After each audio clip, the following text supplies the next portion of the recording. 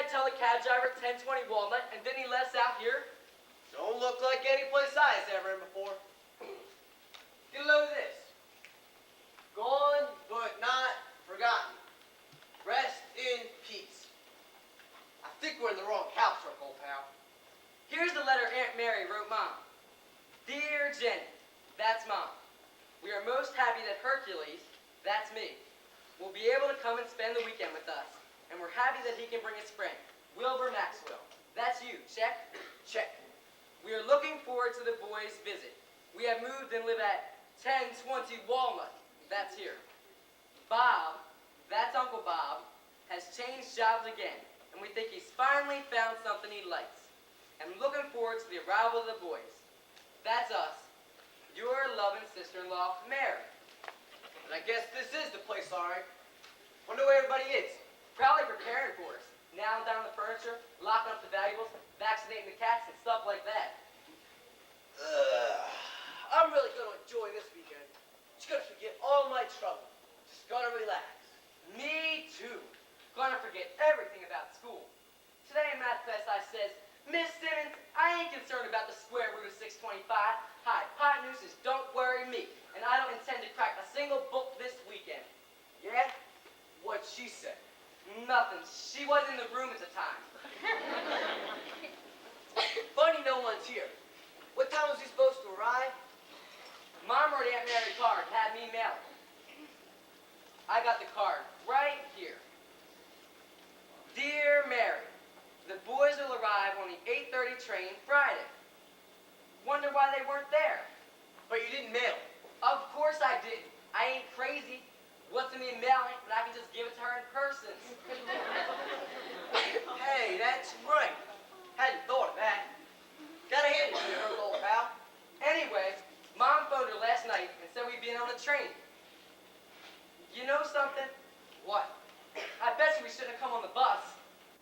Aunt Mary said in a letter Uncle Bob had a new job. Wonder what he does. He's probably a big business tycoon of some sort. Or a big actor in television. Hey, that's it. And he had his professional name outside in the lights. Mr. Airy. Airy? Yeah, Morton Ulysses Airy. How do you know? It's bound to be. Didn't you see that big sign outside saying Mort U Airy? Mortuary? Hurt? Ain't a mortuary? Don't they? Ain't that the place? I'm going home. I'm right behind you, Wilbur. Grab your bags, Wilbur. Wilbur! Don't look now. They think they forgot to nail the lid on the box. Great job, Ghost! Howdy. Is that your Aunt Mary? Of course it ain't my Aunt Mary. What kind of aunt you think I got? Who looks more like Uncle Bob. Howdy. I don't like it, Hercules. I never visited a mortuary before. And if they fill with people like her, I ain't going to no more. I'm going home. Hold it, Wilbur. All a mortuary is a funeral home, ain't it? Yeah, I think so. Then what you waiting for? Let's get out of here. Wait a minute, Herc. There's nothing about a funeral home to be scared of. It's just like any other home, except they got bodies and boxes. When's the next bus?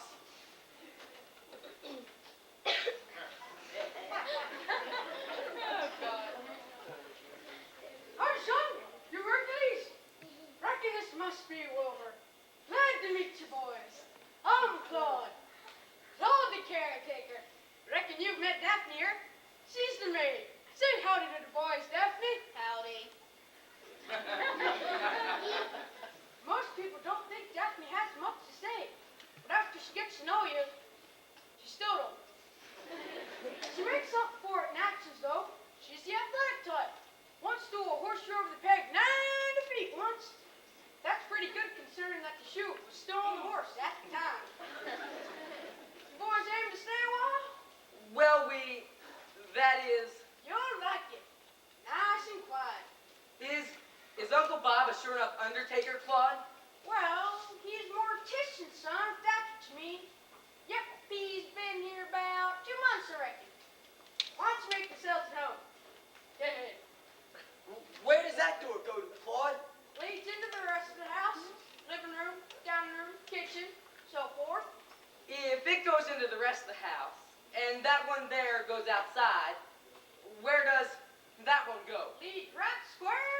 mortuary, son. You mean that's where people go after they die? Yep, that's the place. Gosh, it must be awful in there. That's just the first stop, son. Well, I sure hope you fellas enjoy your stay here. Reckon I'll finish doing my work and then hit the hay. Yep, go to bed, go to rise. That's my motto. Always get up at 5 o'clock, run around the house till 5:15, and then eat a hearty breakfast at 5:30. Why do you do that, Claude? Only way I can get back to bed at 5:45. Well, I'll see you. Oh yeah, better heat for a dozen biscuits, Daphne. Just something she does for me every night. Builds up my muscles. You eat a dozen biscuits every night? Nope, throw them at the cats. Well, see you in the morning, boys. Come along, Daphne.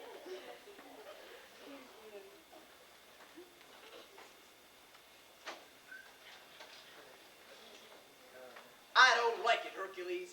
I never stayed in a funeral home before. I ain't going to tonight neither.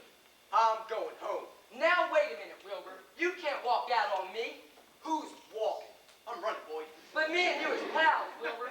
I can see you, but I can't hear you. I asked you to spend a week with me, and my aunt and uncles, you accept, they're expecting it. Yeah, but I wasn't expecting them to be undertakers. Look, Wilbur, you can't leave me here by myself.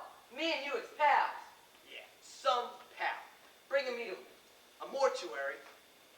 You think I'm gonna hang around and watch myself get embalmed? You're nuts. Off your rocker. Now get out of my way. We've been through a lot together, Wilbur. What did I do the day Otis Jones jumped on you? You ran for help. And what did I do the day Clarence Snark knocked out your 2 front teeth? What? I put them under your pillow, that's why. You can't leave me, Wilbur. We've been through too much together. Look, Herc, you're my best friend. And I'm your best friend. But if you think I'm gonna hang around while you visit relatives that are undertakers, you've lost your marbles. I'm going home. But what'll I tell them? Tell them I dropped dead. Ooh. On second thought, you better not. Have you in there on a slab. But Wilbur, Uncle Bob's my uncle, and Aunt Mary's my aunt. I didn't know they was undertakers. Never thought of undertakers having relatives before. They just don't strike me as the type. Me neither. This hits me as quite a shock. I've seen them in the streets, boy, and you ain't kidding me. They don't have folks. Now, I'm getting out of here, Hercules. Hi. Wow! I mean, hi. We were afraid you weren't coming, Hercules. I'm Wilbur. We waited and waited at the depot. I'm Wilbur. We made a mistake, Celeste. Took the bus instead. I'm Wilbur. I'm just so excited you're here. We've all been looking forward to it. I'm Wilbur. And I bet this is Wilbur. I'm Wilbur. I mean, yeah, sure, this is me. This is my cousin Celeste, Wilbur. Cousin Celeste? You mean your aunt, your uncle? This is their... Where'll I put my suitcase? We've got a barbecue and just lots of things planned. I hope you can stay the whole weekend. Well, I don't know, Celeste. If Wilbur leaves, we... You weren't planning on leaving before then, were you, Wilbur? Who? Me? I don't even know what he's talking about. Like I said to Herc, old pal, a few minutes ago. Herc, I'm glad I was asked to your uncle's, and I shall consider it a great honor to stay the whole weekend. We'll have just loads of fun. Gee, Wilbur, I never dreamed you'd be so handsome. I mean, have to send home for some more clothes. After all, I just brought 7 shirts. I guess you were sort of surprised when you found out Daddy was a mortician, weren't you? Well, that is... Well, we've just had the funeral home for a few weeks, and it sort of gave us the creeps at first. Some of the kids are actually scared to come here. Can you imagine that? I bet you weren't scared, were you, Wilbur? Me? Scared? Nah. Takes more than that to scare old Wilbur. You won't believe this, but one night, on Halloween, we went to a haunted funeral home. Not just an ordinary funeral home, but a haunted one. And what was that? I don't know what came from in there. Isn't that the place? The place? Ain't that where? I'm going home. Somebody's opening the door. That's funny. I didn't think there was a living soul in there. Living soul?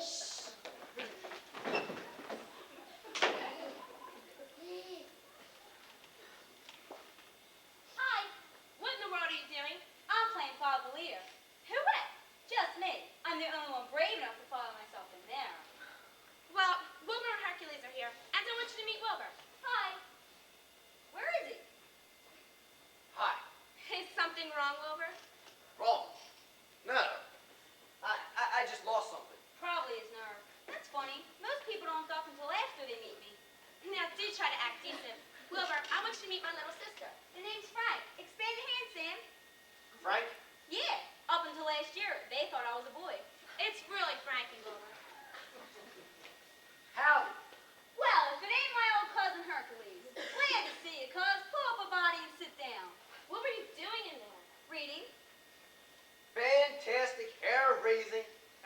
supernatural thriller. You reading this in there? I wasn't making paper airplanes, Clyde. Anyway, I happen to like it in there. I am going to be an undertaker.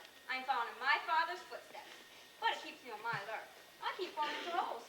Frankie, you promised Mother you'd behave this weekend.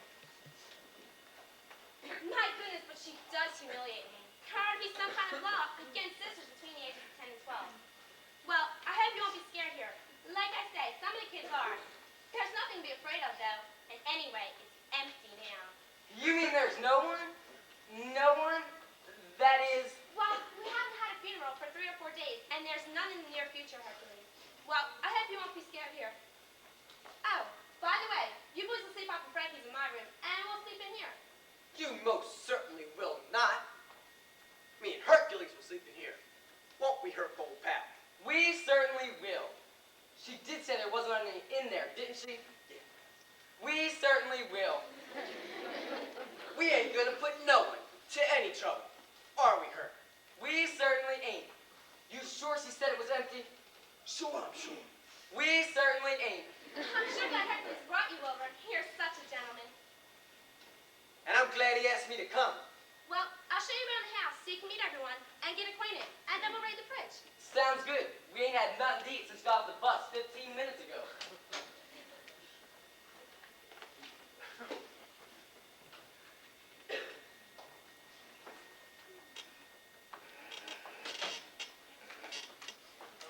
Maybe we should have waited for the next train, Granny. Nonsense. We waited for 3 then. The boys have had time to walk by now. Anyway, if Hercules is anything like his father, he probably went in the opposite direction. Granny, he can't be as bad as all that. Oh, couldn't he? My dear, you don't know Hercules. I do, and I think he's a deer. Could be. At least that would explain his horns. I'm only joking there. We'll just go, Look, suitcases. 3 of them. Maybe he is here. If he is, he brought a scout troop. I'll see if it's him. It's him. How do you know? He's in the suitcase. No, that's a shoe tree. The pointed head fooled me completely. My goodness, I do believe that there's a dead frog in here. Granny, you're not serious. My mistake, Mary. It's a dead mouse. The frog section is probably in another suitcase. Have you ever met the Maxwell boy, Granny? Oh, yes. On my last visit, he was over 3 times, morning, noon, and night.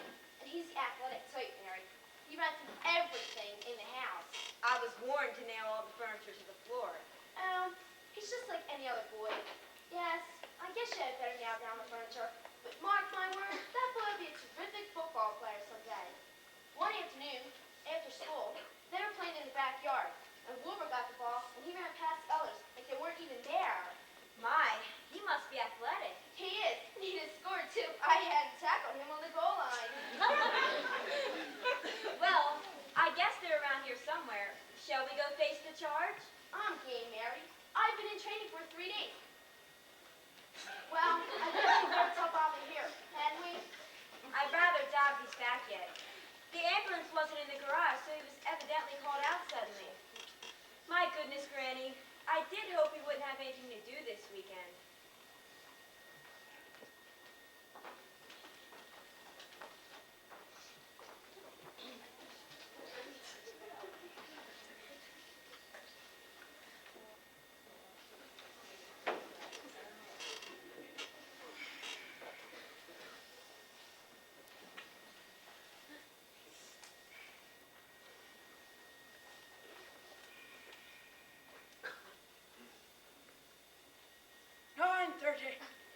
Getting so they drag a person out of the bed all hours of the night.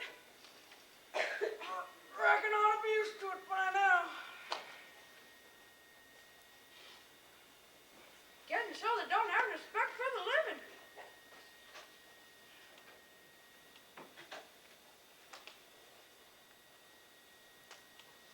Good evening, Claude. Oh, good evening, Mr. Nelson. Sleepy? Yep, Better run around the house a couple times. did. Tuckered me out so much I fell asleep. Who's new tenant? Jason T. Quigley, Claude. Quigley, Claude. No wonder he died. That name would kill anyone.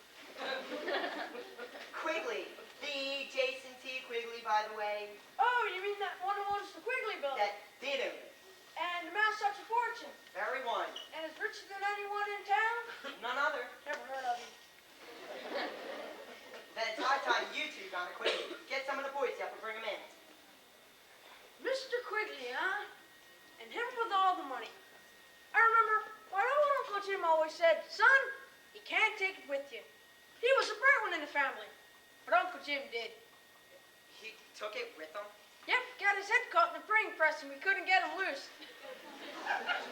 Jim was quite a shock to Aunt Maud. He was printing up her monthly allowance at the time. Sort of cut off her circulation. Come to think of it, cut off Uncle Jim's circulation too. Well, reckon I ought to will in the remains.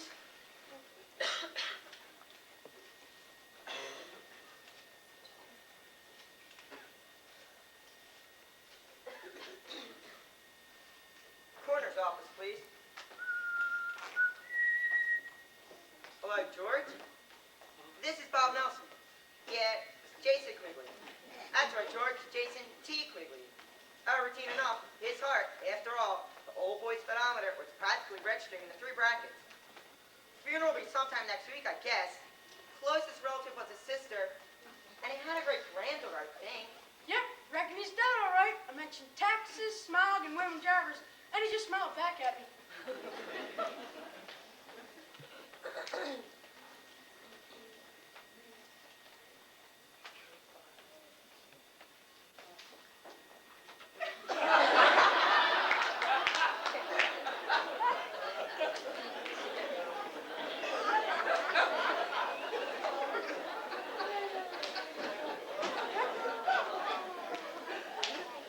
Why, you suspicious old so-and-so. I hate to disappoint you, old man, but everything seems quite on the up and up. Sorry to disturb your checker game. Good night, George. Someone's coming up to walk, Mr. Nelson. Thank you, Claude.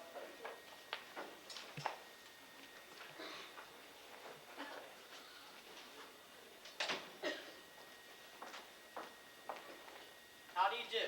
I'm Mr. Schuster, attorney for Jason T. Quigley. This is his sister, Madeline Quigley. How do you do? You're Mr. Nelson, I presume? Huh? Oh, yes. Yes. Our visit pertains to the funeral, Mr. Nelson. I understand everything is to be in your hands. That's the arrangements, I believe. Yes, Madeline, Miss Quigley would prefer to have the funeral just as soon as possible. Isn't that correct, my dear? Yes. Poor Jason. We would prefer to have it Monday. Well, that's rather sudden, and My dear fellow, that's 3 days. I hardly think it's necessary to proclaim a Bury Jason Quigley week. Harry, must you speak in such a vulgar fashion? After all, poor Jason. I'm sorry, my dear. Just that we'd rather get it all over with as soon as possible. Madeline's rather sickly, and any prolonging it would no doubt aggravate her condition.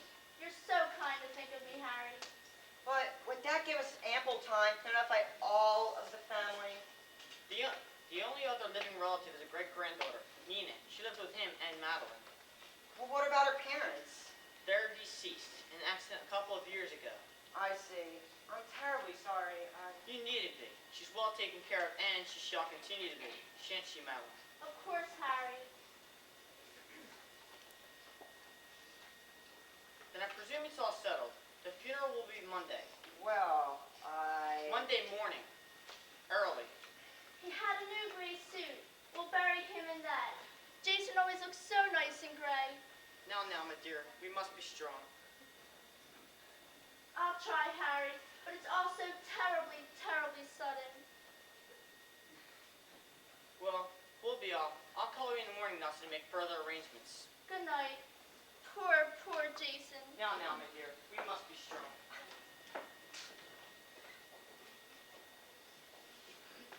something there somewhere just doesn't quite add up.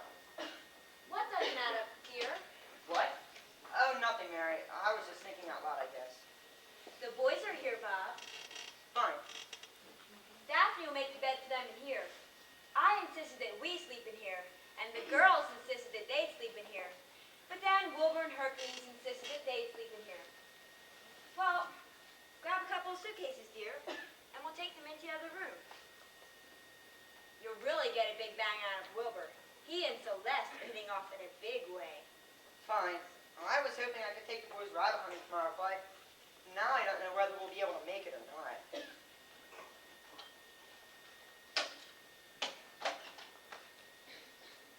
This stuff, Mrs. Nelson. All right, Daphne. Daphne. You may make the bed at any time.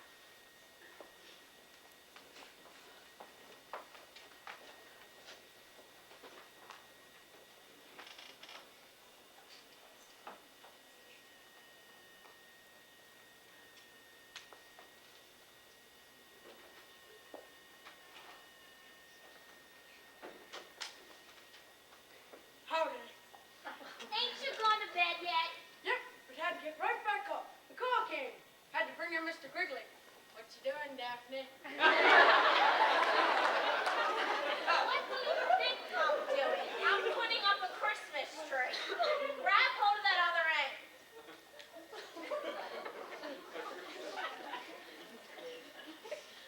Ouch! Reckon my days are numbered, Daphne. You ain't fooling nobody. You mean everybody knows I'm just working my way through here? Everyone knows when there's work to do, you start Alan. Now come over here and grab the sheet.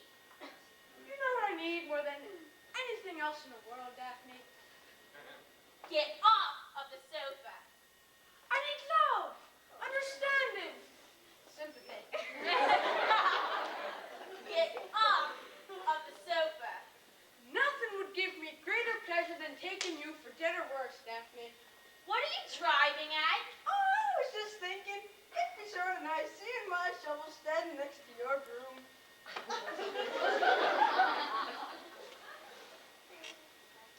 Ain't you got anything to say, Daphne? Yeah, get off of the sofa. Well, guess I'll take a last look around and drag myself to bed. But once I had the purtiest old gal in the country. Thought a lot of her. Reckon she did me too. One day I asked her to be mine.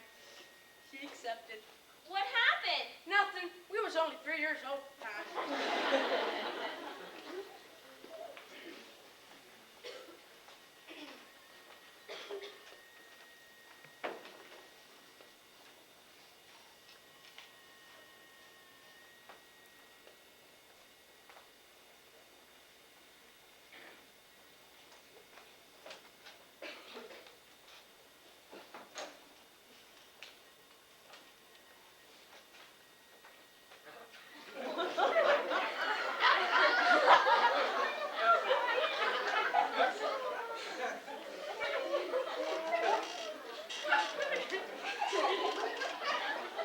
Well, I hope you'll be comfortable. Sure we'll be comfortable. Don't worry about us, Celeste. Gee whiz, no. Well, I'll see you in the morning. Yeah, Real early. yeah. Well, good night. Good night. Oh, if you need anything, just whistle. Yeah. Well, good night. Good night. How'd a rascal like you ever have a cousin like her? She's really nice. So is her mom. And her pop. I'm really glad I came. Yeah, me too. Yes, sir, her pop's really nice. He's just like anyone else's pop. I'm really glad I came. Yeah, me too. When I found out he was a mortician, I figured he'd talk like that Undertaker on TV and be dressed in black and stuff like that. I'm really glad I came. Yeah, me too. And I figured the place would be real scary, with bodies leaning in the corners, stretched out on slabs, stuff like that. I just never figured Undertakers could be such fine fellas. Never figured they had daughters like Celeste either. I'm really glad I came. Yeah, me too. No, sir, there ain't nothing to worry about, Hercules. I'll turn out the light. Yeah, me too. Howdy, son. Hi, Claude. Thought you was in bed. Nope, on my way now. Had to take care of some business. I was just fixing to turn out the light. Had to bring in Mr. Quigley. Poor old boy ran out of gas. Ran out of gas, huh? Yep, so I carried in the body. He's in the next room now. Funeral's gonna be next week. Well, good night, son. Good night, Claude. Ran out of gas, huh? Carried the body in the next room. Things is tough all over these days, and her body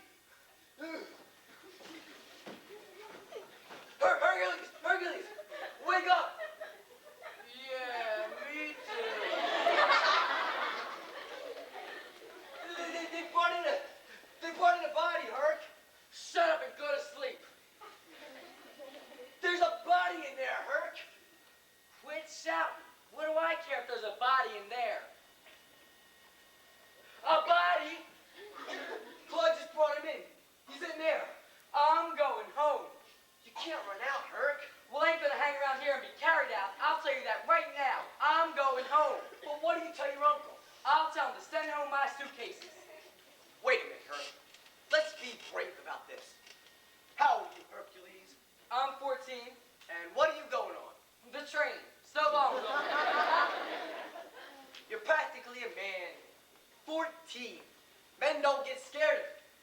Things like that. They analyze it from a distance. That's what I'm gonna do, from 100-mile distance. They'd realize there's absolutely nothing to be afraid of. Herc, the thing for you to remember is the man stretched on that slab is dead. Well, that's not for me. Goodbye. Therefore, he can't possibly hurt us. Be broad-minded, sensible. You ain't a little kid no more. Face it. Yeah, I'm brave. I'm a man. I'm going home.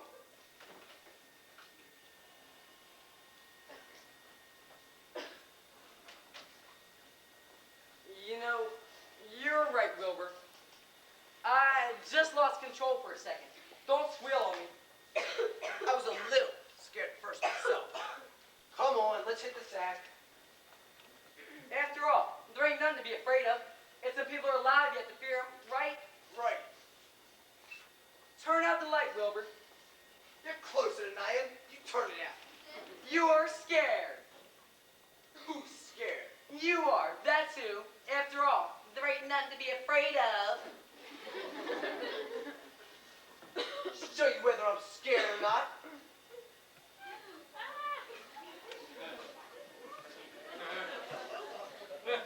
You know something, Wilbur? I didn't think you'd have the nerve to do it. Guess you're braver than I gave you credit for. Yes, sir. You're right, Wilbur. There ain't a thing to be scared of. Me and you is practically men. Move your cold feet. Gee whiz, they're just like ice. Move them, Wilbur, before I kick you off the sofa. I got news for you, Herc. What's that? I ain't in bed. And I didn't turn out the light either. Then who did? And who's on the sofa with me? Answer me, Wilbur. Speak to me, Wilbur. I'm looking for the light switch. Yipe! Wilbur! There's someone on the sofa. You're out of your head.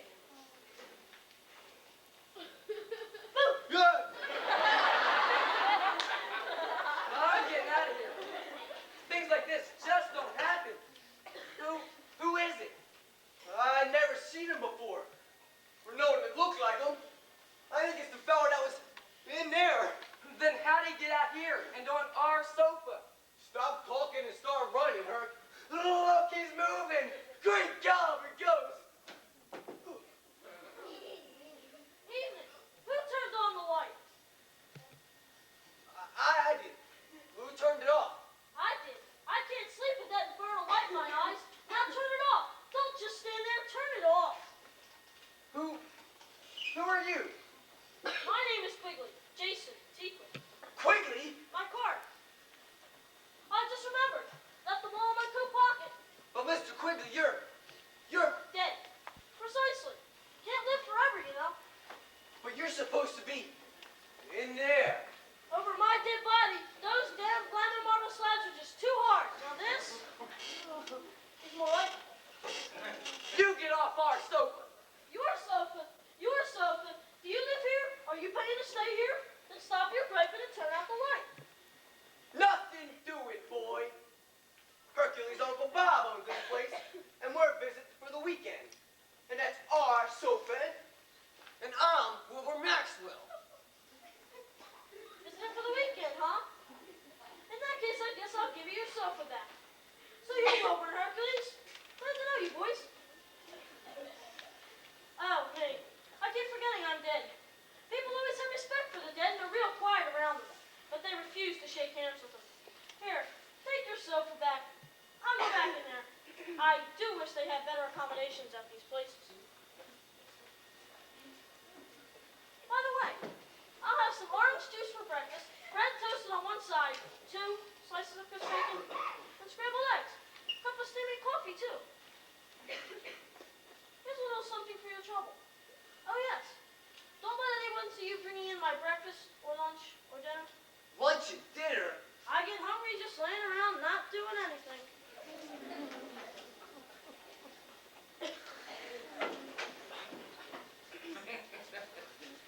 $10. Yeah, this is too. We must be losing our marbles. Either that or going off our rockers. Things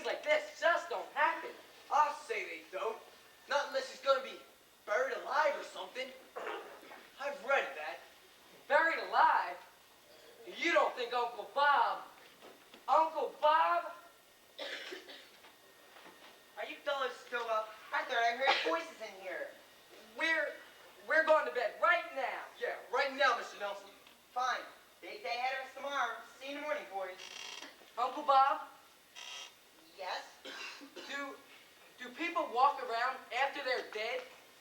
Do they what? Of course they don't.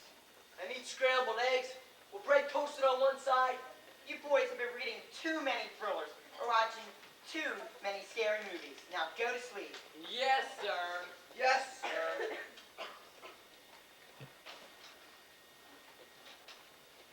Good night, Hercules. Good night, Wilbur.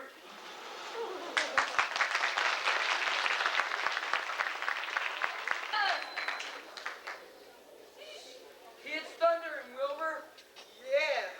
Wow, this is the most exciting story I ever read. It's about a fella that was hung by his hair for 5 days. It's called The Case of the Bald Bandit, or Hair Today and Gone Tomorrow. The one I just finished was about a ghost who once stayed dead. Kept pushing the lid off the box. You want to read it? Don't get that thing near me. Go ahead, read it. People that don't read ain't educated. They ain't got the remotest perception of what's going on in the world. Now take me. I read. I know what's going on, Clyde. Did you hear there's a fellow over in Paris with 3 heads?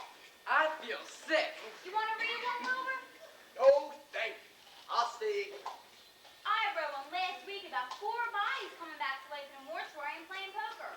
After one hand, they dropped dead again. It's called The More the Merrier. Do you believe bodies come back to life, Frankie? Sure, why not? Anyway, that's what the stories say. If you ain't gonna believe what's in books, you lost, Buster. I'm going home. Hi. Hi, Celeste. Mother said for you to go and get ready, Frankie. Wait, I'll get to the movie. That's a good idea. He'll be crazy about this one. It's a thriller mystery. I'd rather see Bugs Bunny. Come along, Frankie. Isn't it terrible? I practically have to hold her under the shower. That's nothing. Sometimes it takes 4 of us to hold Pop under. Come along and take your shower, Frankie. Gee whiz, Celeste, it makes the print run. And leave the magazine here.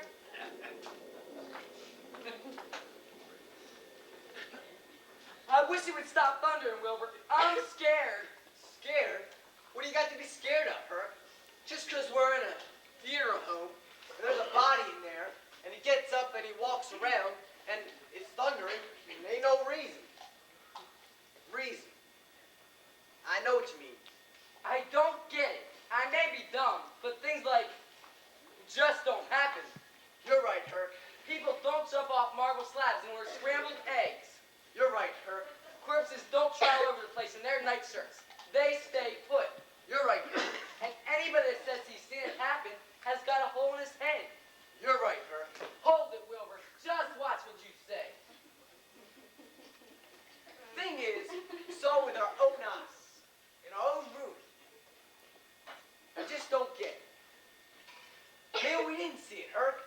Maybe it was just optical delusion. Yeah, we just imagined he turned up the light. And we just imagined he was talking to us. And we just imagined. It ain't gonna work, Wilbur. The icy feet of his proves that. Yeah, and them $10 bills. I just don't get it. Things like that can't happen. Bodies can't come back to life.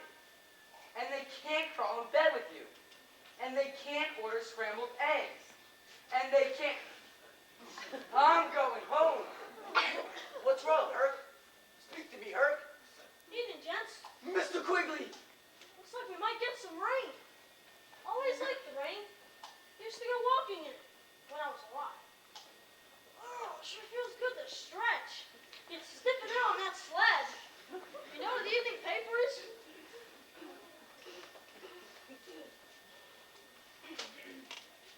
Front page. Ace philanthropist dies suddenly.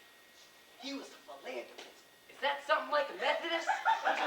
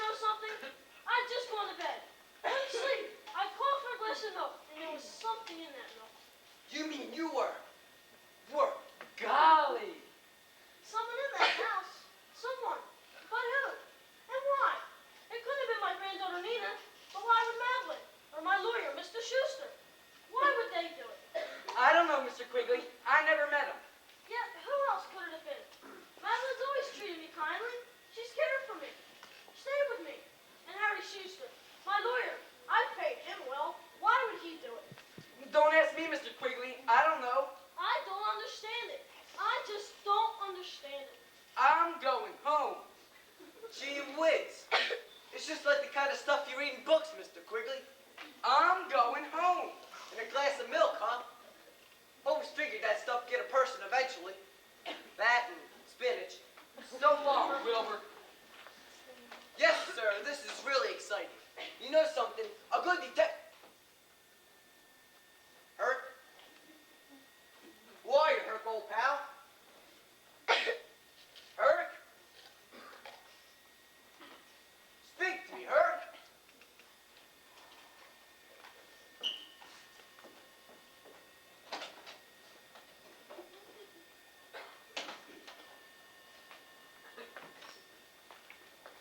Looks like we might have a little rain. Oh, good evening, Mr. Nelson. Been reading about it in the paper, have you? Yeah, they've got quite a spread about me. I didn't know the funeral was to be Monday.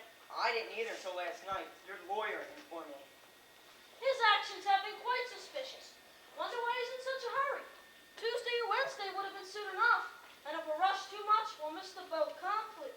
Yeah, and if we're delayed, we'll arouse their suspicions completely too. After all, we can't expect people to keep believing you're dead. The word's bound to get out. We have to be very careful, Mr. Quigley. I don't know who tried to murder me, Mr. Nelson, or why. Frankly, it has me baffled. As far as I knew, I had no enemies. It is quite puzzling. Tell me the whole thing from the first, and perhaps we'll uncover some shroud evidence. Well, I retired last night at about 9. Couldn't sleep. Was restless. My doctor told me a glass of milk before retiring would help me to sleep. So I called for my little granddaughter Nina. She brought me the milk. Had she done this before? Oh yes, every evening. Well, she poured in a glass of milk, kissed me goodnight, and left. I usually drink the milk down without stopping, but just took a sip or two, then I set it on my dresser. That's when I felt 2 acute pains in my stomach. How soon did you notice these pains? Almost immediately. That's when I suspected it was poison, but that's when I remembered Agnes. Agnes? A mouse that had been spending the night scampering about my room. So I evolved a plan. I poured some of the milk in an ashtray, set it on the floor, and waited for Agnes. Was it a clean ashtray? Oh yes. Well, I waited a few minutes, and Agnes came moseying out. She frolicked about the room, spotted the ashtray of milk, approached it, took a few swallows, and collapsed. She pushed herself up, tried desperately to retreat, but collapsed again and rose no more. You see, Agnes was dead. I see. Then what happened? That's when I knew someone wanted me out of the way. So I involved the plan. So next came my death scene that I ever wound. And I might say it was quite realistic too.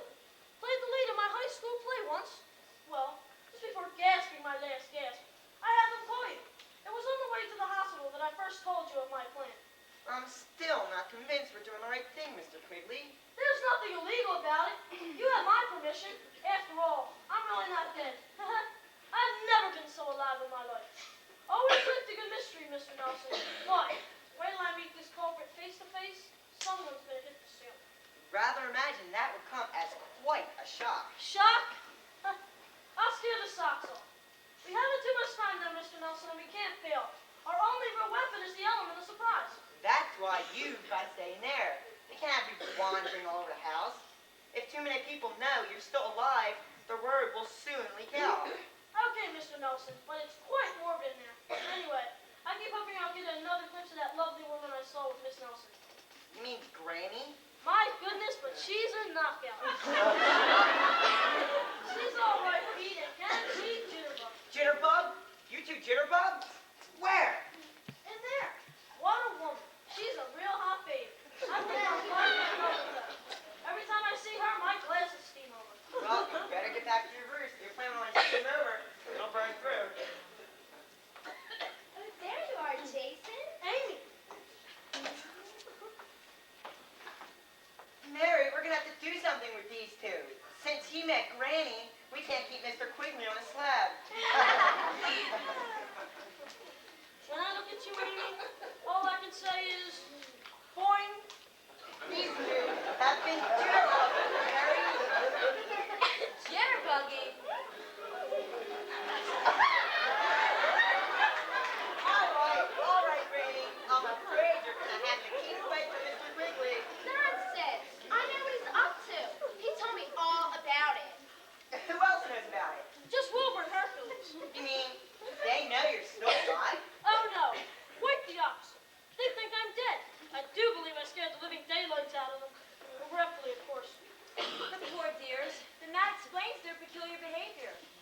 Thank heavens for that. The way Hercules was shaking, I thought he had pneumonia. Well, time's up, Mr. Quigley. If you say so, Mr. Nelson. My arm, Amy? Why, thank you, Sir Jason. Oh no, not this time. There's business to be done. Of course there is. And we mean business, don't we, Jason? And how? Oh, great. You know something, folks? Looks like I died and found an angel.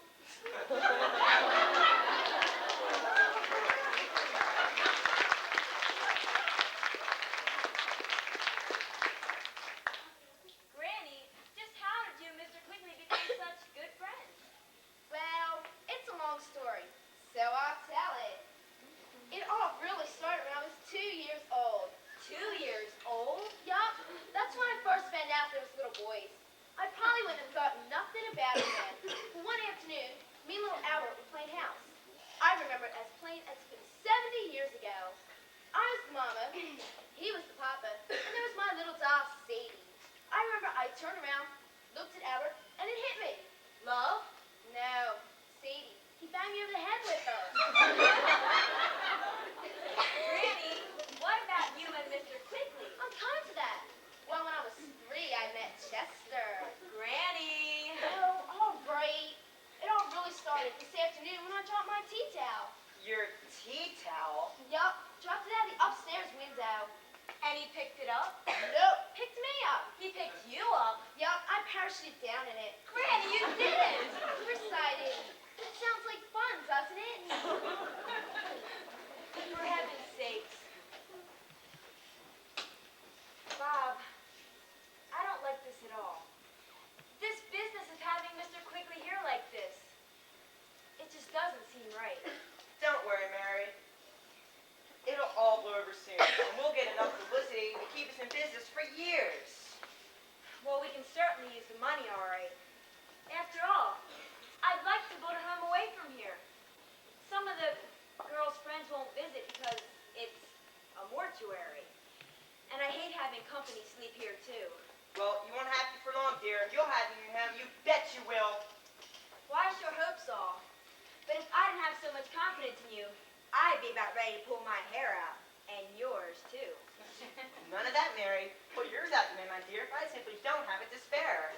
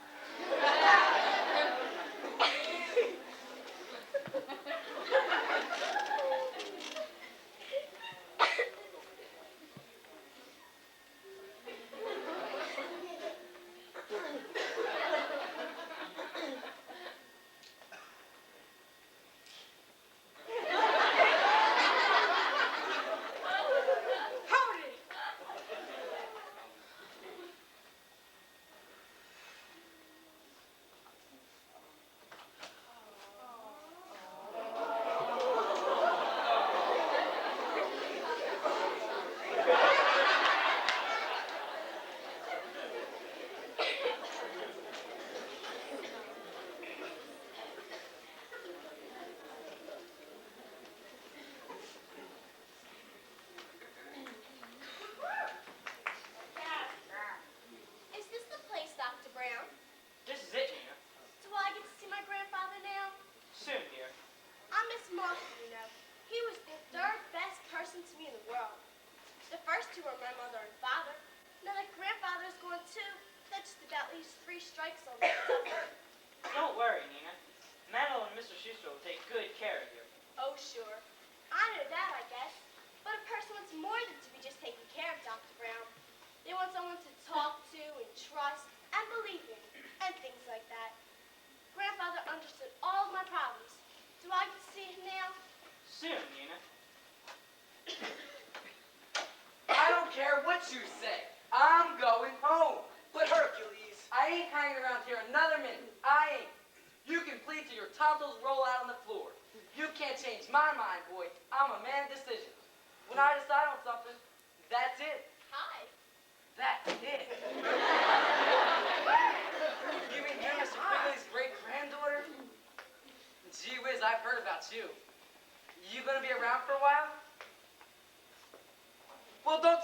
there, boy. Pick up my bags. Go ahead, boy. Step on it, boy. I'll step on you in a minute, boy. Nina, Celeste. You girls know each other? We go to the same school. My goodness, I'm glad you dropped in, Nina. It isn't Fisher-McCall, Celeste. You see, my grandfather, Mr. Quigley, he's... Oh, I'm sorry. Anyway, you will come in, won't you? Well, I don't know. Go ahead, Nina. Trot right along. Oh, thank you, Dr. Brown. By the way, Celeste, this is Dr. Brown, Celeste Nelson. How do you do? And this is my cousin Hercules Nelson. Howdy. And his friend Wilbur Maxwell. Glad to know you. If you'll excuse us, Dr. Brown. Surely. By the way, is Mr. Nelson here? I think so. Daddy! What are your suitcases doing in here? Oh, I drag around and improve my muscles. Yeah. Then you ought to carry them on top of your head. That's where your muscles are. Here's Dr. Brown, Father.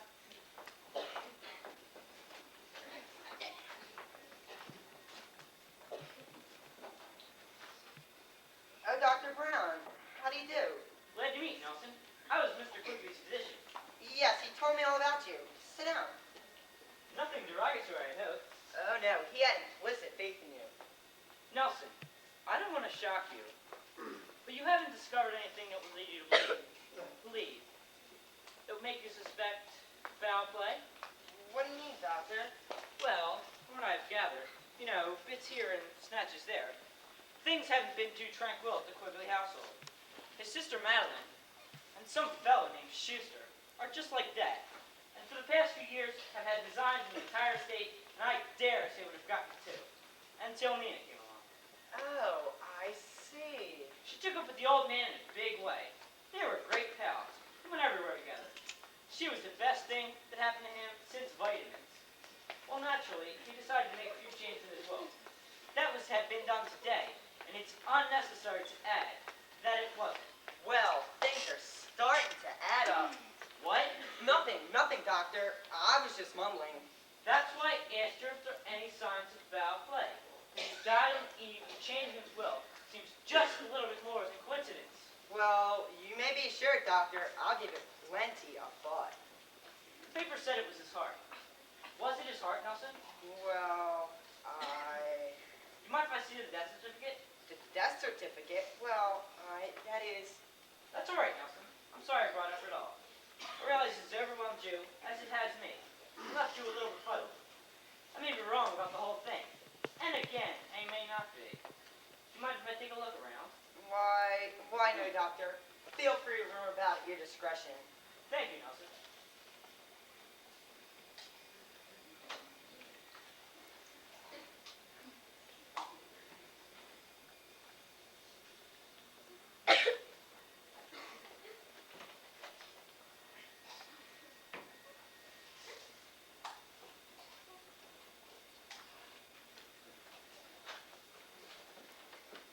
Come on in. Yes, Wilbur. Stop calling me Wilbur. From now on, I'm incognito. I'm Hercules. Incognito means going under an assumed name. All us detectives do that. From now on, I'm Sherlock Maxwell. Then I'll be Hercules Spade. What are we looking for, Sherlock, old chap? For clues, and more clues. Like I said to you in there, there's something mighty funny going on around here. Yeah, only my way of thinking, it ain't very funny.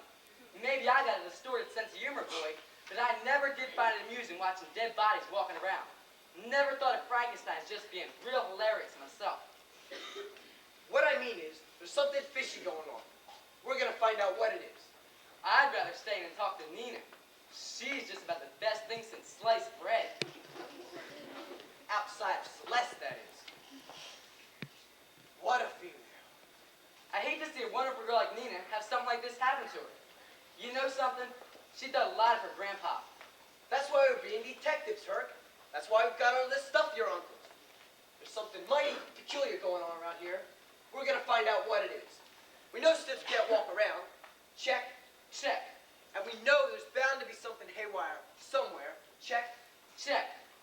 We'll find out what it is, or my name ain't Sherlock Maxwell. happen in movies, or books like Frankie reads, but it don't happen in real life. And if we untangle all of this, you'd really rate as far as Nina's concerned. Yeah. And I rate Celeste, too. You're right, Wilbur, old Sherlock. Girls want a man with brains, too. Just good looks ain't enough. And we'll get to the bottom of this just for them. Check? Check. All through history, women have inspired great men to do great deeds and great actions. Who inspired Samson? Cleopatra? And what drove Napoleon halfway across the world? A Greyhound bus?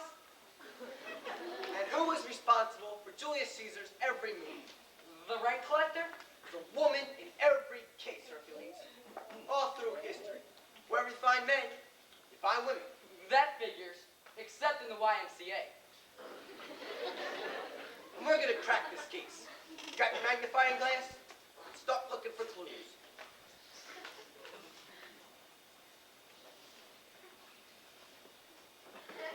Wilbur! I found something! He's real horrible looking, with shaggy hair and long teeth. Where? In this magnifying glass. Hold it right where it is. Let me look. Holy smoke, you're right. Let's get out of here, boy. This is a mirror, stupid. Somebody's got to get behind something, hurry.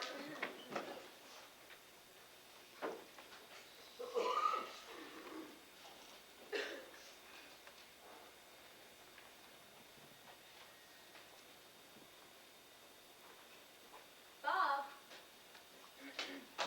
you're awfully serious. Is anything wrong? Wrong? Why no, Mary. Not at all. Come on, Bob. Fess up. What is it? It's just that, well, I'm not sure if we're doing the right thing, Mary. I mean, about Mr. Quigley. After all, he isn't dead, and this pretense that he is, it just doesn't seem right. Even if someone did try to murder him, it's not for us to worry about. That's a matter for the police. Frankly, I'm just a little bit frightened, Bob. I'm afraid we've bitten off more than we can chew. Well, we're in it now, Mary, and I hope it's all over soon. Come along, dear. I'll make you some coffee. And if things don't straighten out soon, we'd better call the police. Bargain's a bargain, Mary, and I gave him my word. He's going to give me a check for $10,000. 10,000? I just hope we're alive to spend it.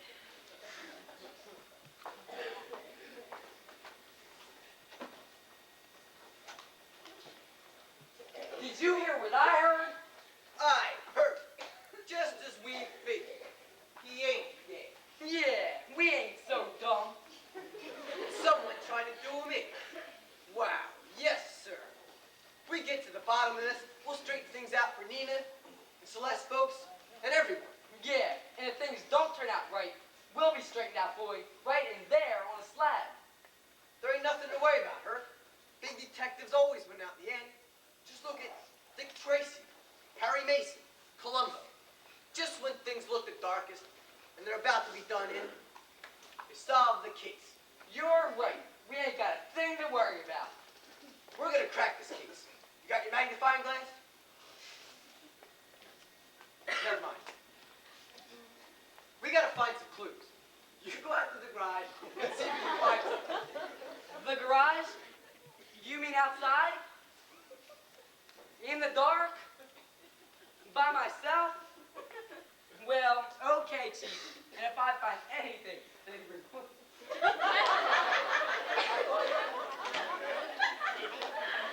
Gotta find some clues.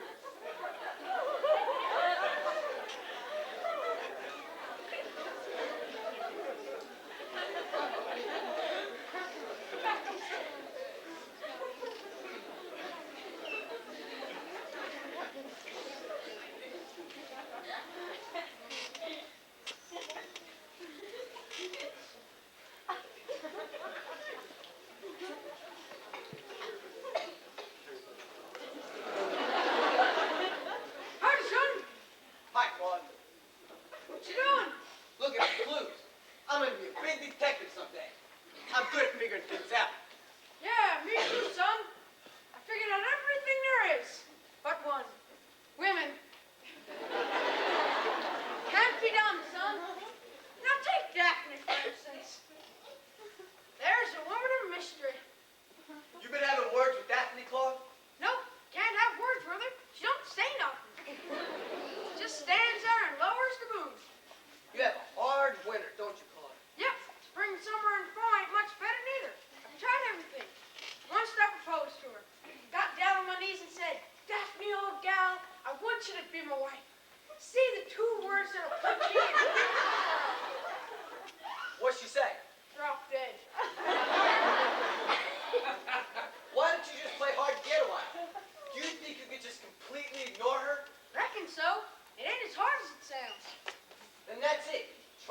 She'll be eating out of your hands. Reckon so. She's probably starving. Howdy. Here's Hercules. I sent him out to the garage to find some clues. Did you find anything, Herc? I didn't even find the garage. See anything that looked like murder? Yeah, Daphne the maid. Reckon she's emptying the garbage. Guess I'll take your advice, son. I'm just gonna stand out there and ignore her.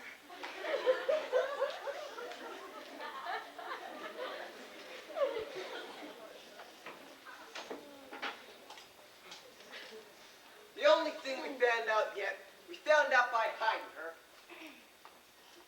You hide behind here. And anything important that anyone says, write it down. Gotcha, Wilbur, old Sherlock.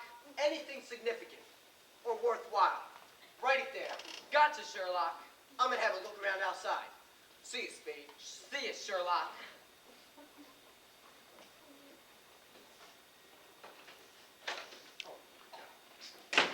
I'll see if I can dig something up.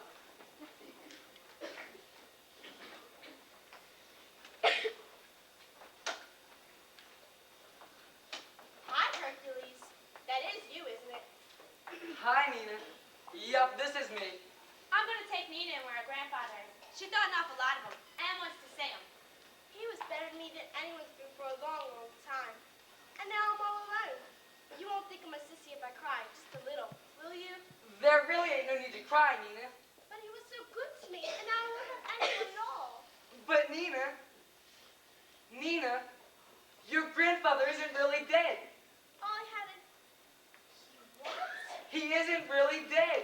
If this is your idea of a gag, Hercules, nothing you... But it isn't. Me and Wilbur saw him and talked to him with our own eyes. Honest, Hercules? Scout's honor. Me and Wilbur's really smart, and we're working on the case. And that's why we're really got like detectives. Because someone tried to murder him, and he's making people think he's dead. So we can catch the person what did it. See? Wow, I'm impressed. Yeah. You girls better scrim out of here now, because I'm working on the case. It's plain dangerous, see. There'll probably be gunplay later on. Hercules, I hope nothing happens to you. Don't worry about me. I mean, go ahead and worry about me if you want, Nina. You girls better scram now. Come back later, and I'll see if I can fix it so you can talk to your grandpa. Where's Wilbur? He's outside working in. I'm inside working out. We're playing both ends against the middle. My goodness. You better get along now. I'll send you peppers right after the roundup.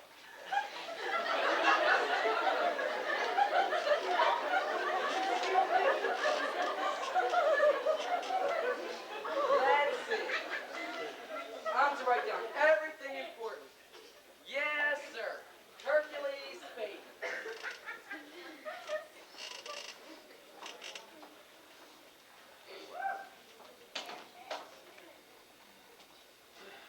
What's the big idea dragging me here at this hour, Harry? Stop your griping, Madeline. You haven't done anything but gripe for the past 2 days. Just gripe and growl. I'm sorry, Harry. I guess my nerves are on edge. After all, poor Jason's death has been a terrible shock. Oh, I'm sorry, my dear. Terribly sorry. How clumsy of me. I should have known. I'll send you a wreath tomorrow. I'll send a wreath that floods so you don't drown all those crocodile tears. Stop it, Harry. Have you no respect at all? You mean for the dead? Surely not. After all, he's better off where he is, my dear. It's a shame he had to leave all that money there, but we'll spend it wisely, won't we, my dear? Poor, distraught Harry. You remind me of a gopher who's suddenly found here in every gopher hole in Minnesota. I remind you of a gopher, huh? My. Must look at myself in the mirror. I'm sorry, Harry. I didn't mean it like that. It's just that I'm so terribly upset. It's been quite a shock to me. It would no doubt have been more of a shock if he changed the will. How can you say that, Harry? But she was going for you Saturday. Today, my dear, the little girl would have gotten everything. If that's the way he wanted it, then that's the way it should have been. Now the estate goes to you, Madeline. It's all in your hand. In your beautiful, smooth, and dainty hands. You're a sadist, if I ever saw one. I'm a realist, my dear. Look at it intelligently. He lived a full life. He enjoyed it. He ate his fill. And shouldn't we well if he leaves a few morsels at the banquet table for us too? In a few days, you'll be singing like a canary. Don't, Harry. Please don't. All right, Madeline. Forgive me. After all, he's bound to have meant a lot to you, too. He's been good to you. He's made you what you are today. Well, that's fine. Fine and dandy. Especially if one's fond of gophers. But few people take the little rascals. I said I'm sorry, Harry. All right, Madeline. All right. Don't bite my head off. think about it, the more I'm inclined to agree with you. You should grieve, my dear. You should mourn a lot. You should keep wearing black. And you should be extra good to the little girl. Build up her confidence. Make her look good for public and the press. How can you say such things, Harry? I couldn't hurt Nina like that. She has feelings, and I won't keep wearing black either, just to make impressions. I'd as soon do that as walk down Main Street wearing a bikini bathing suit. In your case, I'd rather. Harry! Sorry, my dear. Just a little retribution. That's all. All right, we're even. Let's keep our senses, Harry. After all, there's a lot ahead of us. You're putting it mildly, my dear. I'd say there's an awfully a lot ahead of us. Dr. Brown, we didn't see you. May I come in? As far as we're concerned, Doctor, you may. I suppose funeral homes aren't off limits for doctors. Sort of like an art gallery where the artist comes who gets a finished product. Right, Doctor? What a cryptic display of wit. Did Mr. Schuster by any chance study abroad? I don't know, Doctor. Very flattering, Doctor. Does it sound too like you studied in Italy? Would you say France? Neither. I was thinking Hawaii. Quite shocking about Mr. Quigley. So sudden. Terribly sudden. I hear there may be an autopsy. An autopsy? Yes. Whatever for, Doctor? Oh, nothing really. Some silly notion or something about a poisoning. A poisoning? Something to that effect. I didn't pry into it. Figure you two know all about it. The autopsy, that is. Your magazine, I believe.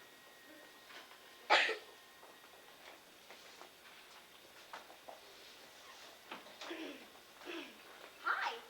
Nina, how nice to see you, dear. I've just got the best news ever. Guess what?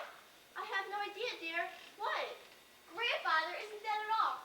Can you imagine that? They think someone tried to what, dear? Murder him? Yeah, and they're trying to track down who did it. Where's your grandfather now, Nina? He's in here. Come on, I'll show you.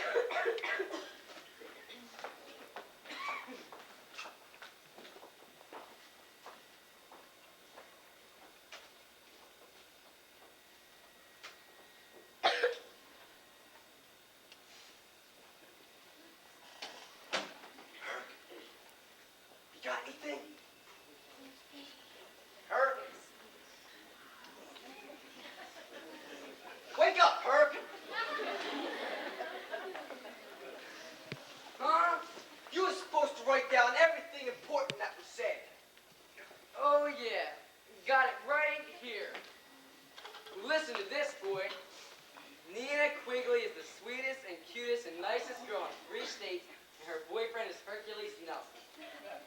Who said that? I did. I was talking to myself. Is that all you got? Gee whiz, no. Listen to this. Oh, Father, I see a gleaming light. Oh, say what may it be. But the father never answered a word. A frozen corpse was he. Who said that? Longfellow. It's on the record of Hesperus. I'm memorizing it for English. And that's important. I guess it must be. At least the Longfellow is to my English teacher, too. She says we can't graduate till we learn it. That's what she told us 5 years ago. I never cared for Longfellow. Got anything else? Sure I got anything else. I got plenty from that lawyer Madeline, boy. Feast your ears on this. Item 1. All the gopher holes in Minnesota. Who said that? She did. Hercules, gopher holes ain't important. They are the gophers. Go on. Item 2. Mr. Schuster says you'll be singing like a canary. Canaries aren't important either, Hercules. I guess they are to other canaries. And just wait till you hear item 3. The suspense is killing me. Item 3. Walking down Main Street in a bikini bathing suit. I guess you think bikini bathing suits aren't important either. Of course they are. It's sure gonna be tough, Wilbur. What's gonna be tough? Breaking the news to your folks. You're dead and don't know it. Did you get anything at all that pertains to Mr. Quigley being rubbed out? Yeah. Item 4. Dr. Brown says to them that Mr. Quigley might have been poisoned. And Mr. Schuster dropped his magazine. Dropped his magazine. Yeah, it must have been a dull story. Then what happened? That's when I went to sleep. Right back where we started from. Only more so. We don't have a thing to go on. Mr. Nelson! I I don't understand it. It doesn't add up. I'll say it doesn't add up. Not unless 2 and 2 is 4, it doesn't. Mr. Nelson, is something wrong? Maybe he isn't here? Then we'll wait till he gets back. Mr. Nelson, is something wrong?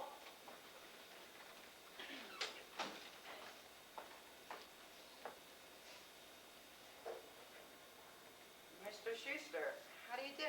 Don't you how you do me. Just what do you think you're up to, Nelson? I'm afraid I don't know what you mean, Schuster. Oh, you don't. It looks like we're gonna have to refresh your memory. Bob, Mr. Nelson, Nina tells us that her grandfather is not dead. Is this true? Well, Answer yes or no. Is something wrong? Hercules here told Nina that he talked to her grandfather and that he's alive. Is he alive? Did you talk to him? don't lie about it, Hercules. Tell the truth. Sure, I talked to him. I presume you're aware that this can be pretty serious, Mr. Nelson. Mighty serious indeed. After all, you had plans to enter a man that's been seen alive after you declared him dead. After you named Monday as the day of the funeral. But it can all be explained. Mr. Quigley will explain everything. Is something wrong? See, he thought he was being plotted against, and... Oh, he did he? You might be interested in knowing that he's had these illusions for years. You even thought for a minute that he'd be declared mentally incompetent. Right, Doctor? Well, Isn't that what you told us? Yes, I did tell you that, Mr. Schuster. It has nothing to do with this. The law won't agree. By the way, Mr. Nelson, just where is Mr. Quigley? Why, he's in there. Uh-uh. What do you mean? He isn't in there for one good reason. We want to make sure he'll never be seen alive. After all, you need the money for the funeral. And if he is found alive, he'll be prosecuted to the full limit of the law. If there's any strings attached, it'll be around your neck.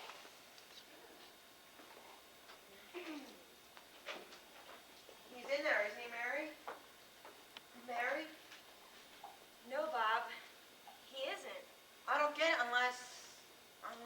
Unless what? Unless he's getting out while getting good? Come along, Nelson. You're going with us. Where to? To the police station, my dear. Oh, and you might want to bring an extra shirt, too, Nelson. I'll go say goodbye to the children. Then we'll all say goodbye to the children. Oh, by the way, Mr. Nelson, perhaps the Nelson Funeral Home will be able to take care of all your arrangements. You know, sort of booze sales.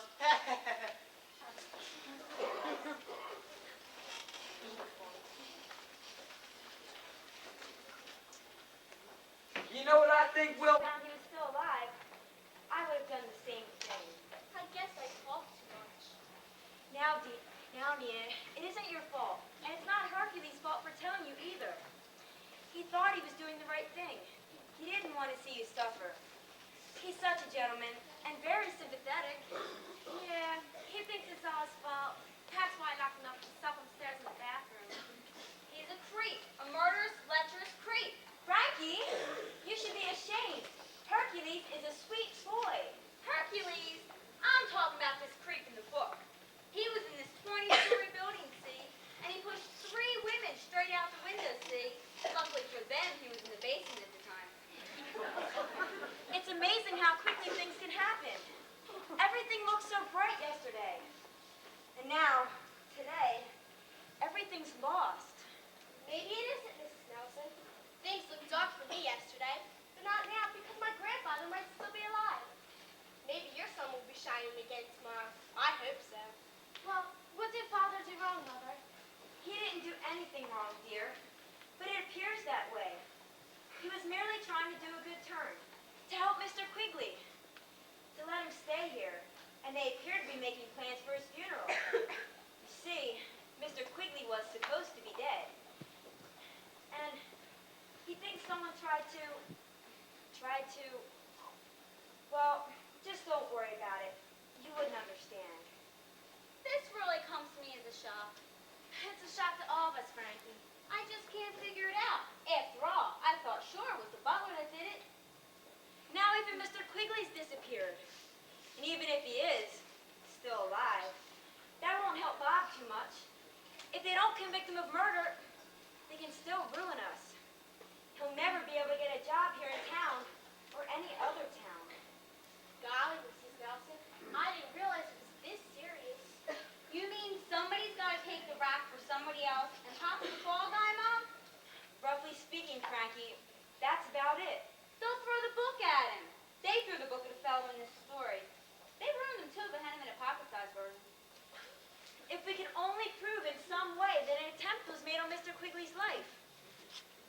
Now, whoever did it is fully aware of the situation and will be doubly careful. Are they giving Pop the third degree now, Mom? I don't know what they're doing, dear. If they're giving him the third degree, they'll throw lights in his face and threaten him and stuff like that. I read all about it in the Viper's Vow and Vigil, or Get That Light Out of My Eyes, Mother, I came in here to sleep. He hasn't even called me. I haven't heard a word since he left 2 hours ago.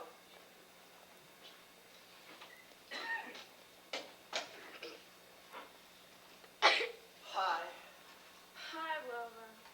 Where's Hercules, Wilbur? He's still up in the bathroom. Yeah, and Pop thinks I'm slow. He ought to get a load of him. He locked himself in. Well, I don't take a bubble bath with the door open, Clyde. The poor dear. He feels it's all his fault. But it isn't. It's really my fault.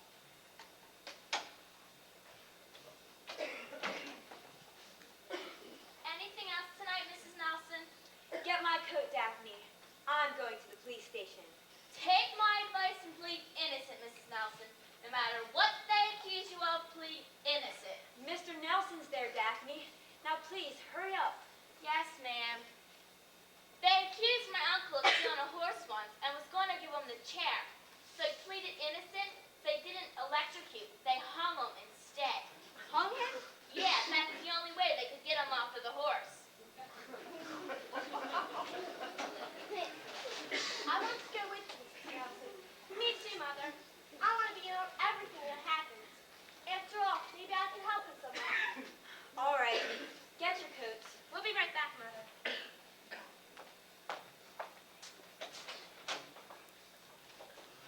Looks like me and her kind of got things all messed up, don't it?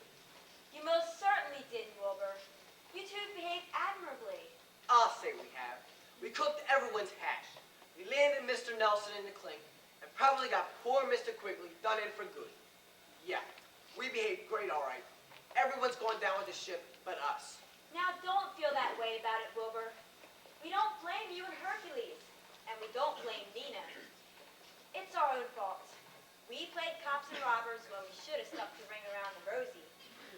Now cheer up.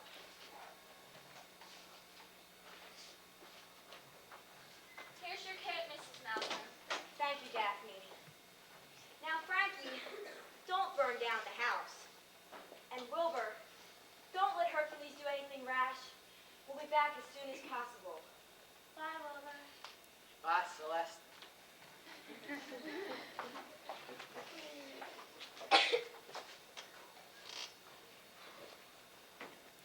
Poor Hercules. This is really hitting him hard. Yeah. I read about a fellow who once locked himself in a room and then jumped out the window. You don't think Herc could try anything like that, do you? That'd be terrible. I'll say it would. He'd probably ruin the bushes.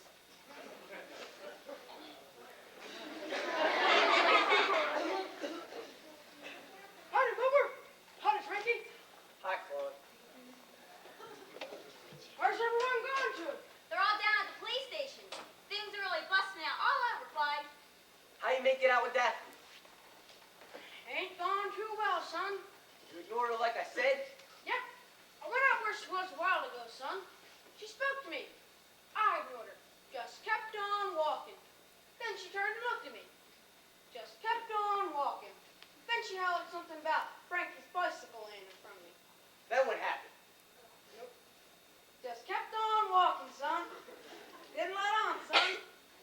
Just took the teeth out of the spokes and handlebars out my mouth. Just kept on walking. Then she hollered something about the neighbor's bulldog being in the yard. Then what'd you do? I ignored her completely, son. About that time the limb broke. What limb? The limb of the tree I just climbed. Thought you said you ignored her. Just her, son, not the bulldog. Then what happened? Nothing, nothing at all. I just showed that farmer my true colors. That's all there was to it.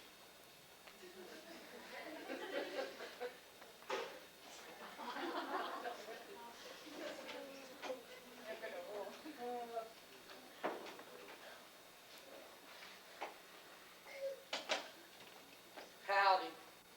How you feeling, Herc, old pal? I feel like I just swallowed a giraffe. Hiya, cuz. Howdy, Frankie. Guess what? Pop Everything's in a mess. Stop reminding me, will you? Looks like I cooked everyone's goose, Wilbur. Looks like Mr. Schuster's just smarter than anyone else, that's all. Them lawyers are quick on the draw, boy. He had it all figured out. Even when things went wrong, he was just level-headed enough to throw all the blame on your uncle. Yeah, I thought I was level-headed too. Only I was airheaded instead. Poor Uncle Bob. Things sure look mighty black for him.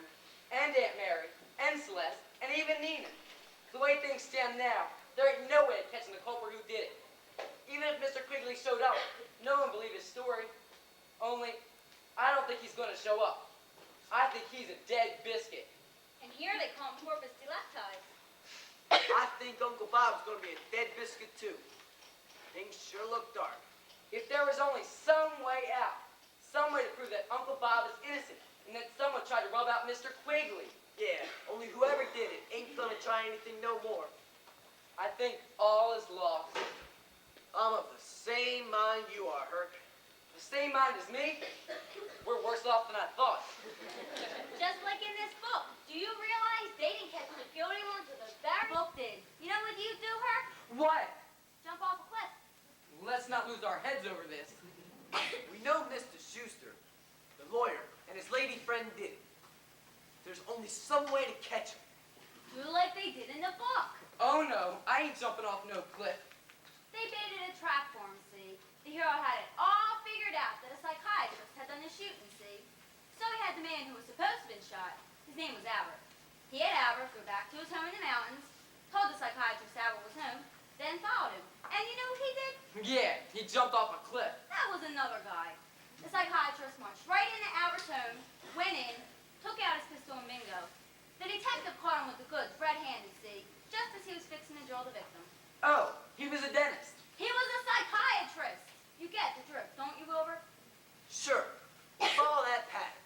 We'll send Mr. Quigley home, tell Schuster over the phone where Quigley is. He goes over, and just as he's about to do him in, poof, we walk in. Yeah, that's great. Now all I'm gonna do is find Mr. Quigley. Hi, Mr. Quigley, where in the world have you been? I went home to get my clothes. Can't go on a honeymoon in my nightshirt. A honeymoon? Yep, me and your grandma, son. I figured I was a goner anyway, so what's the difference? But Mr. Quigley, Uncle Bob, We've already made up our minds. Amy helped me pack my bag, now she's up packing hers. but the police have Uncle Bob, and your lawyer's gonna sue, and they'll ruin him. Gee whiskers, I forgot all about that. Maybe I should get on and straighten things out.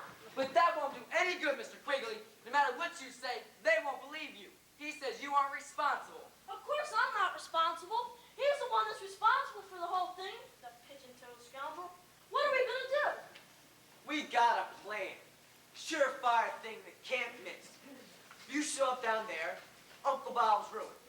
So we're gonna have you go back to your house, then phone your lawyer about it. He goes over, and we nab him just as he gets ready to drill you. Just like that? Just like that. That sounds all right. I'll go home. He does too, then you nab the rest. Right. Now don't worry about a thing, Mr. Quigley. Your life is in good hands. Only thing is, in this book, the murderer was a psychiatrist. I don't know whether to work with a lawyer or not. That's just a chance we gotta take. We'll take it. People don't get nowhere that don't take chances. One day, I didn't know whether to ride my bike to school or take the bus. So I took the bus. Man, was I ever lucky. You mean you got there before the bell, Hercules? No, it went in the opposite direction. I'd better phone down to the police station and ask for Mr. Schuster. Disguise my voice, be anonymous. Hi, kids. Hi, Doc. Howdy. Just came from the police station. Things are really popping. Came to get my kid that I left in here. We solved the case, Doc. Now we're fixing to close it on the Colts. He's Sherlock Maxwell, and I'm Hercules Spade. You got anything you want solved, Doc? Have I? You can figure out my income tax for me. We just solved mysteries. Oh, there's a bright boy. So you solved the case, have you? Yup. We solved it, Doc. Wilbur's getting ready to call the police. Hello? Operator? Give me the police. Wait a minute, Wilbur. How about letting me on this? After all, you don't want to do the wrong thing. Oh,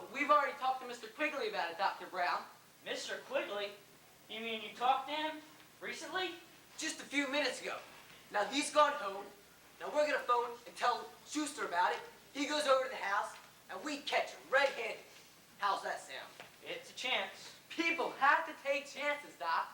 Why, one day, I knew whether to ride my bike to school or take the bus. I walked. I thought you took the bus. That was the other time I went to school. I've gone more than once, you know. I don't believe I'd make that call, Wilbur. We'd better talk about it with Mr. Nelson when he gets home. They'll all be here soon. I'll get my kit. I have to see a patient of mine. And I guess there ain't nothing to do until the folks get back. Personally, I think we should have made the call. That's what they did in the story. I think we should have made the call to her. Me too, Wilbur. Talked me into it. Hello? Operator? Give me the police. Wilbur! Yeah, the police. What's wrong, her? Yeah. The boy was calling the police, Harry. Yeah. Sorry, wrong number.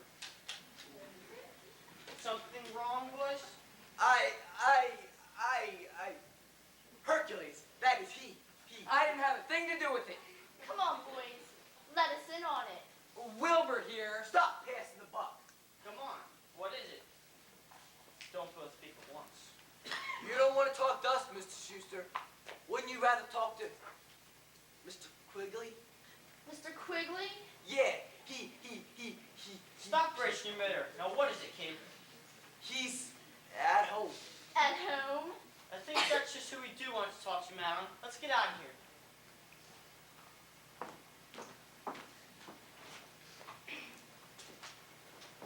What are we gonna do now, Wilbur? I don't know. Everything's going blank. All I know is the spring is sprung. Yeah, I think we ought to get out of here. But poor Mr. Quigley's really in a jam now. We'll make an end of him if we don't do something. I feel sick. We ought to call the police, Herc. We can't just stand here. Then I think I'll lie down. If we don't call the police, Mr. Quigley and Uncle Bob and everyone will get it. I'm getting sicker. I think we've got things in a terrible mess. I'm dying. Just have him wheel me in there. Hey, what's wrong now? I'm a goner, Doc. You sick?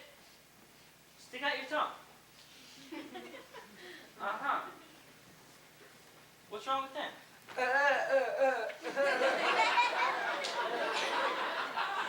what's wrong? We sprang the sprung. You didn't make that call, did you? Good boy. Stick it back in there. Yeah, what were you saying? I said we didn't have to make the call. They came over here and we told them. You told them.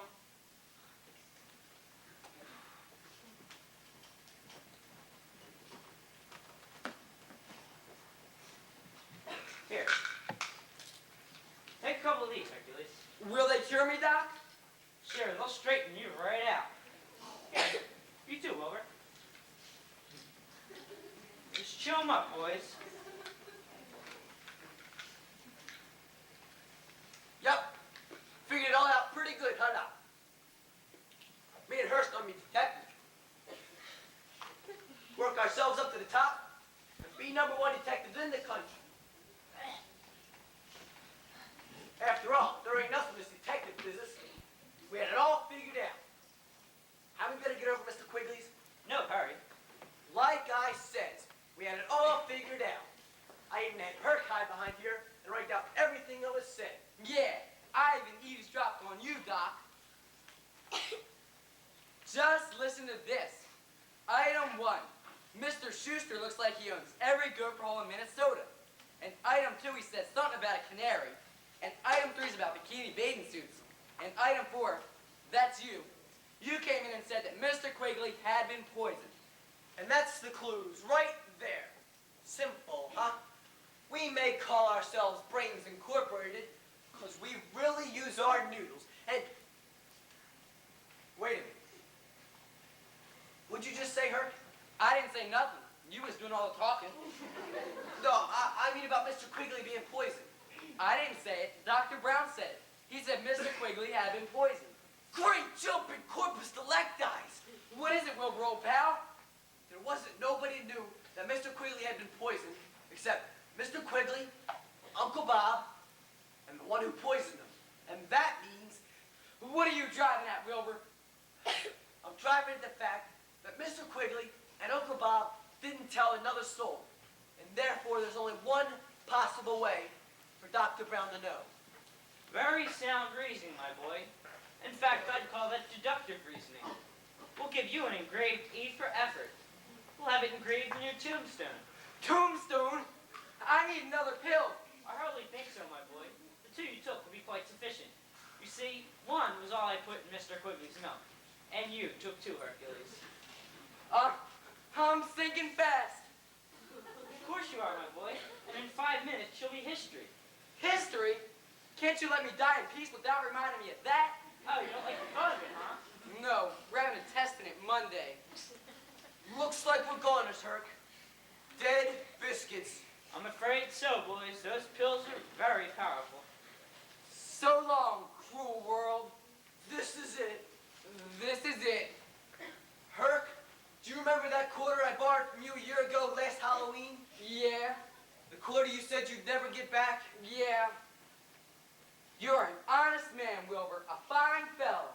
In fact, I want to bestow upon you my last and most cherished possession. Don't tell me you're giving me your dead frog. I'm giving you my watch, Wilbur, my only true possession. I don't know what to say.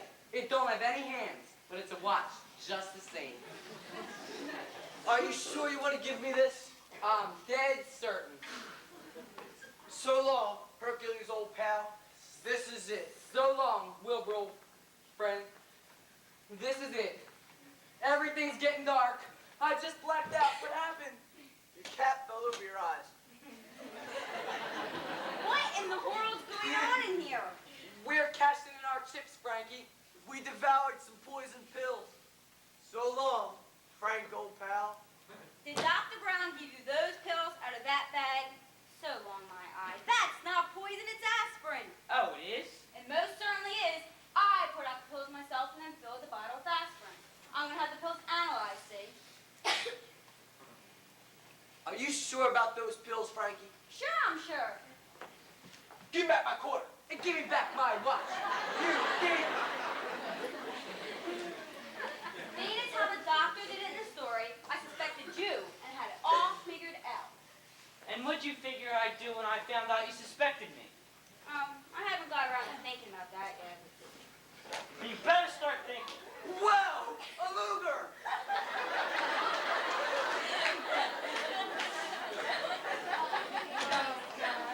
I've brung in your stuff, so anytime you want to go to bed, you can. Happy gang, Daphne. So you're going to have to make this a community affair.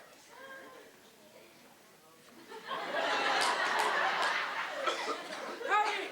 I just dropped in to say goodnight. Yep, well, goodnight. Hold it. Get in line. Howdy. I came back for Amy. Just couldn't go without her. Well, well, if it isn't Mr. Quigley. Dr. Brown, you mean... Looks like I'm going to get another crack at you, Quigley. You got away once, but you won't again. This is unbelievable. And fantastic. But true. You see, I slipped in your house that night when Nina poured you a glass of milk, and I dropped the tablet into it. Here's your quarterback, Herc, old pal. And here's my watch. Take it, old buddy. This hits me kind of hard, Daphne. You know the other night when I said about my shovel standing next to your broom? Well, I reconsidered. I figured I'd even leave my shovel outside if it suited your fancy better.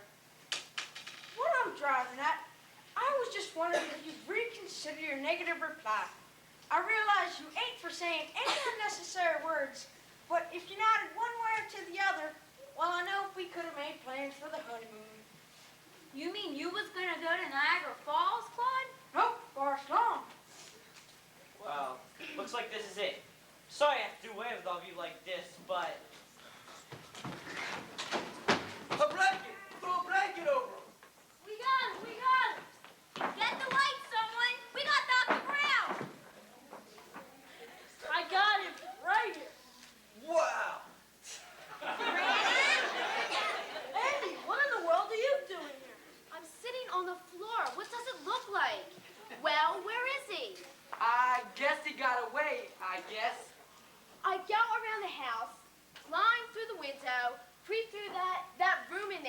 turn out the light and you men let him get away?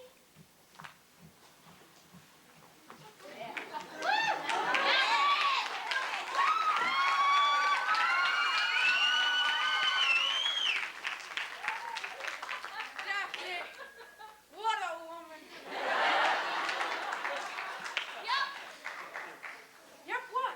yup. I always wanted to get a forest lawn. You mean, Daphne? Not at that. After all, we ain't married yet.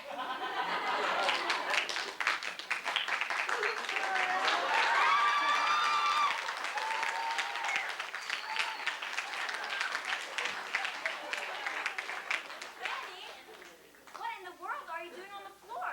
I'm trying to find someone to help me up. Thank you, Jason. You're so thoughtful. What's been going on here? We solved the case, Doc. Yeah, there's your culprit, Uncle Bob. Dr. Brown. You mean Dr. Brown? This is fantastic. Oh, so that's the reason why you told Mr. Schuster that he wasn't mentally responsible. So if anything went wrong, yeah. My goodness, I can't take another second of this. Then this means everything's okay. And you won't have to go back to jail or anything, doesn't it, Father? I hope so. Any more episodes like this, I'm going to take up deep sea diving or skydiving or something easier on the nerves. And it wasn't Madeline or Mr. Schuster. I'm glad. I just knew it wasn't them, Grandfather. They wouldn't do a thing like that. Well, we'd better continue with our eloping, don't you think, Jason? I do. You don't say that till later, dear. Eloping? You mean you and Mr. Quigley? I'm packing my bag right now. Be down in a minute, honey buns. Okay. Now, wait a minute, Granny. Don't you think we should take our Dr. Jekyll down to the police station? I certainly do. And we better call Madeline and Mr. Schuster, too. I think I owe them some kind of an apology. I really don't get it. Things have really evidently been going on around here. I'll say so. I'll give you the details on the way to the station. Only Wilbur and Hercules here can tell you more than I can. I think they're at the bottom of things.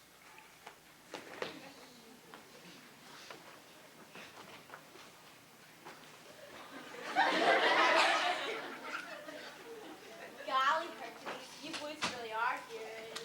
I'll say they're heroes. How can we ever thank you, Wilbur? Aw, it wasn't nothing. Just a case of life and death, that's all. You know what, Hercules? I hope you come visit Celeste just lots and lots. And I hope you come with them every time, Wilbur. Of course, we can't come too often. Just on weekends, holidays, days we skip schools, summers, teachers' meetings, and stuff like that. Maybe we can all go to the movies. Just us four. After all, it's a scary picture, and I'd feel safe with you, Wilbur. Sure, Celeste. I like thriller mysteries. Scarier, the better. Me and her's gonna be detectives. Well, we'll go ask Mother.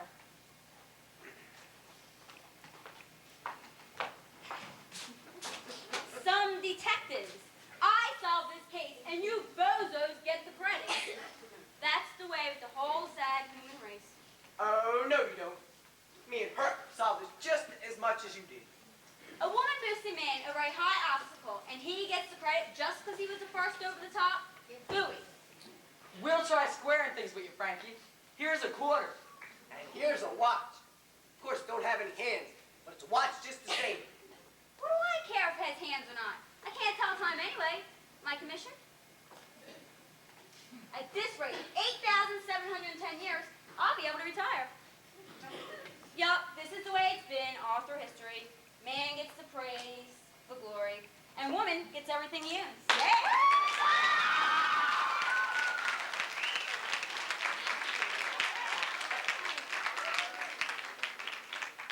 I was just thinking, this undertaking business might not be a bad rap. That's just what I was thinking. After all, there ain't nothing about a funeral home to be scared of. It's just live people that never do you any harm, right? Right. We may be detectives and have a whole string of funeral homes. People that get the creeps in places like this just don't got it under the hood.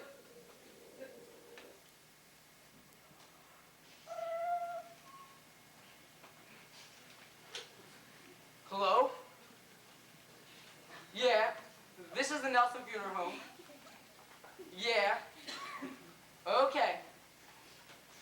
someone to come over right away to get a body. A